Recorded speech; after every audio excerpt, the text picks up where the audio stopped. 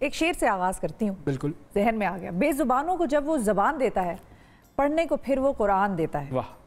बख्शिश पे आता है जब उम्मत की गुनाहों के, बख्शिश पे आता है जब उम्मत के गुनाहों को, तोहफे में गुनाहगारों को रमज़ान देता है। वाकई अल्लाह ताला का बहुत बड़ा तोहफा है ये रमज़ान। अगर हम इसको रमज़ान की तरह मना लें और हम जब इसका भरपूर फ़ायदा उठा लें, बिल्कुल फ़ायदा उठा लें। अब रमज़ान का महीना ऐसा बारबरकत महीना है कि जिसमें हर नेकी जो है, फ़ायदा उठाने की बात हम क्यों करते हैं कि हर नेकी का जो सवाब है वो उसके असल सवाब से दुगना मिलता है। नफल इबादत, हाँ, अब नफल इबादत है मिसाल के तौर पर, तो उसका सवाब फ़र्ज़ के बराबर हो जाएगा और फ़र्ज़ों का जो सवाब है वो भी कई गुना बढ़ जाता है।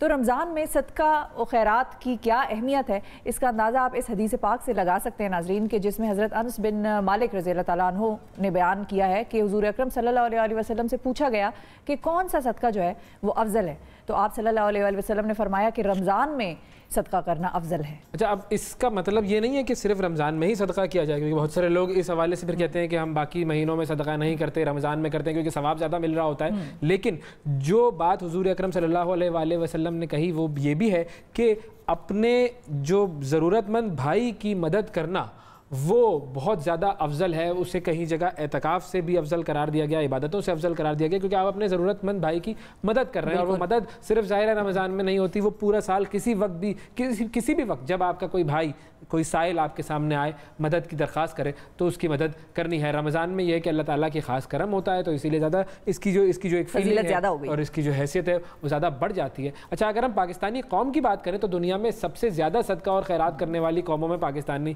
कौम शामिल है। इस साल रमज़ानुल मुबारक में कोरोना की वजह से तब्दीली आई है, सदका और खैरात भी लोग दे रहे हैं, काफ़ी ज़्यादा दे रहे हैं। उस हवाले से क्या तब्दीली आई है, और हम ज़रा कराची की सूरत हाल भी जानेंगे कि कराची में जो लॉकडाउन है उसकी क्या सूरत हाल है। हमारे साथ मौजूद हैं JDC के ज़फ़र अब्बास साहब, ज्वाइन किया उन्होंने हमें कराची से। अस्सलाम वालेकुम ज़फ़र साहब, सबसे पहले तो रमज़ान मुबारक।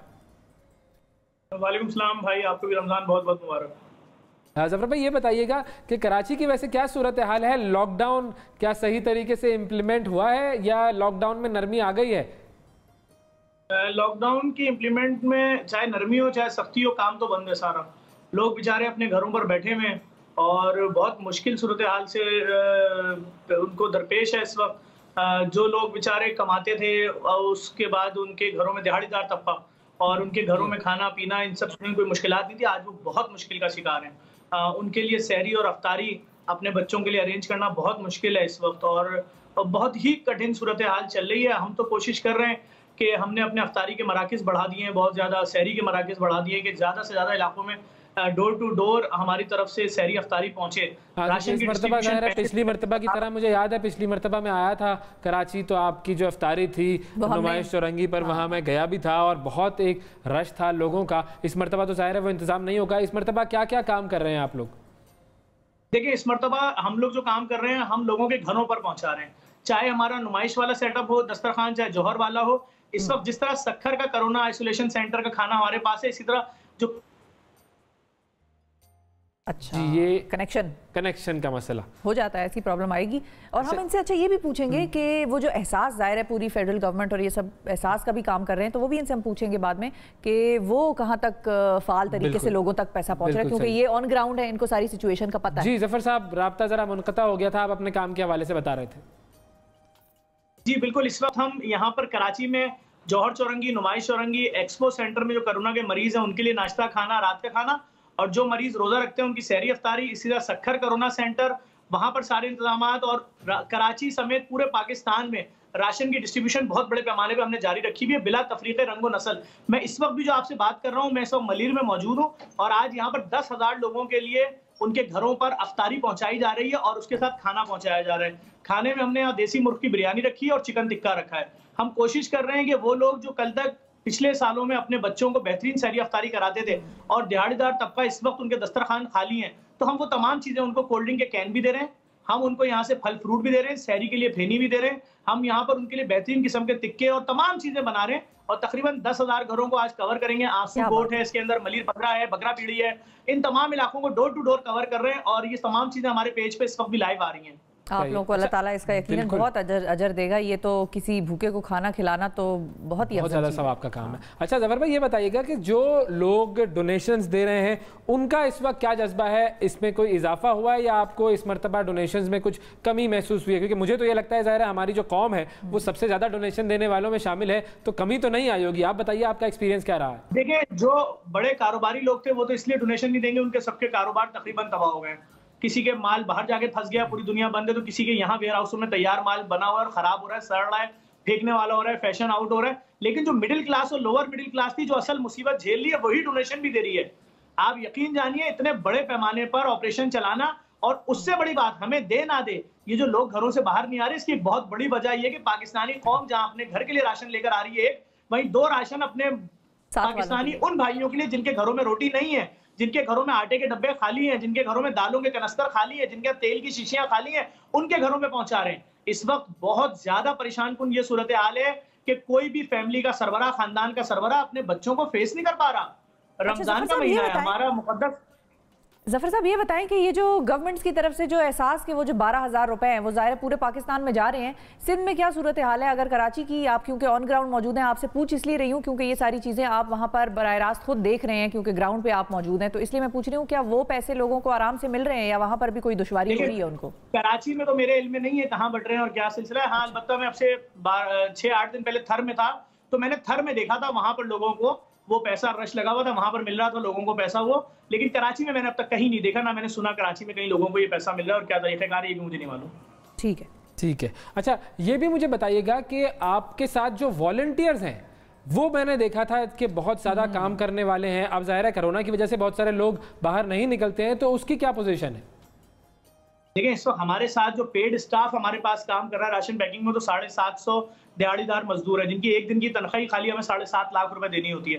फिर फूड पांडा के राइडर्स जो हैं वो बहुत बड़ी तादाद में राशन घर घर पहुंचा रहे हैं, उनमें पर राइडर एक दिन के 750 रुपए वो भी हमें देने होते हैं। इसके अलावा जो हमारे पास वॉलंटियर्स है, इस वक्त मैं जहां मलीर में काम कर रहा हूँ, मेरे पास दी हाशमियंस के वॉलंटियर्स हैं, मेरी एम्बुलेंसेज हैं उसके अंदर जेडीसी की, उसके अलावा हमारे पास यहाँ फूड पांडा के राइडर्स हैं, उसके अलावा रेंटे राइड की गाड़ियां हैं। तकरीबन 450 लोग इस पूरे प्रोसेस में लगेंगे, तो 10 से 12,000 लोगों के घरों पर ये बेहतरीन किस्म की अफ्तारी, खाना और सहरी का सामान आज यहाँ इस इलाके में भी डिस्ट्रीब्यूट किया जाएगा। इसी तरह गुलिस्तान जौहर में भी डिस्ट्रीब्यूशन जारी है, इसी तरह नुमाइश चौरंगी में जारी है, और इसी तरीके से एक्सपो सेंटर के अंदर बेहतरीन किस्म का किचन लगा हुआ है मरीजों के लिए, उनकी पसंद के खाने बनाए जा रहे हैं। और सक्खर आइसोलेशन सेंटर में भी ऐसे ही जारी है, और आज से जो पेशावर में एक्टिविटीज शुरू हुई है वो भी हमने अपने पेज पे लोड करना शुरू कर दी है।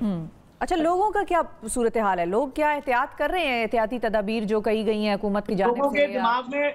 लोगों के दिमाग में सिर्फ एक चीज है कि उनके बच्चे आज भी भूखे सोएंगे, उनके बच्चे कल भी भूखे सोए थे, उनके बच्चे क्या आने वाले दिनों में भी भूखे सोएंगे। लोग इस परेशानी में, उनको और कुछ नहीं मालूम, उनको नहीं मालूम ग्लव्स किसे बोलते हैं, उनको नहीं मालूम मास्क किसे कहते हैं, उनको नहीं मालूम सोशल डिस्टेंस किसे बोलते हैं, ना वो जानना चाहते हैं, वो बिल्कुल भी नहीं जानना चाहते। वो कह रहे हैं मेरे घर का चूल्हा बंद पड़ा हुआ है 3 दिनों से, वो बोल रहे हैं मेरे घर के बच्चे भूखे हैं, वो कह रहे हैं मेरे बच्चे अपनी नानी के घर में जाके खाना खा रहे हैं। वो लोग इस डिप्रेशन में। मैं तो हुक्मरानों से बस इस हवाले से आपका इदारा कुछ कर रहा है, उनको जाहिर है रोजगार और उनका जो है वो इस वक्त नहीं है, उन्हें खाना फराहम कर रहे हैं। जाहिर है रिस्की रोजी की ज़रूरत होती है, सबको पेट भरना सबके लिए ज़रूरी होता है, लेकिन जाहिरी बात है बीमारी से बचने के लिए हिफाजती जो इकदाम हैं वो भी ज़रूरी है। तो इस हवाले से आप कुछ कर रहे हैं?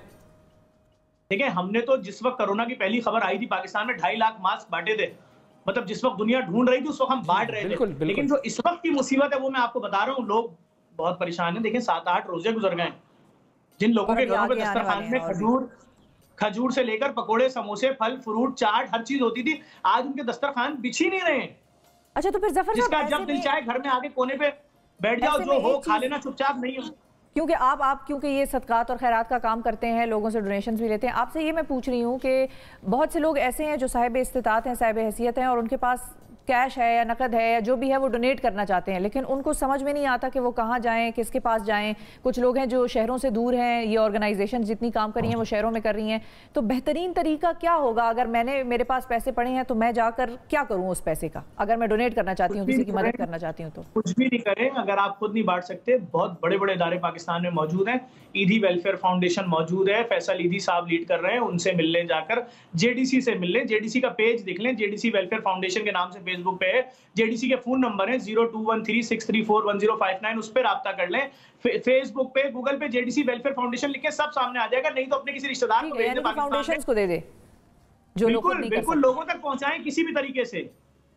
सही। अच्छा, ऑन ग्राउंड आप लोग जिन जिन इलाकों में काम कर रहे हैं, आपको क्या लगता है कि जब आप जाते हैं उन इलाकों में तो क्या हुकूमती इमदाद, क्योंकि ज़ाहिर है बहुत सारे दावे हुकूमत की तरफ से किए जा रहे हैं, हम अभी एहसास प्रोग्राम की बात नहीं कर रहे हैं वो जो 12,000 रुपए थे, लेकिन बहुत सारे सिंध हुकूमत के बहुत सारे ऐसे दावे थे कि हमने कई घरों को हमने खाना ऐसे दे दिया कि पता नहीं चला और लाखों घरों को जो है वो उन्होंने राशन फराम किया। उस हवाले से आपके सामने क्या स्टेटिस्टिक्स हैं, कोई इस तरह का काम सही तरीके से हुआ है?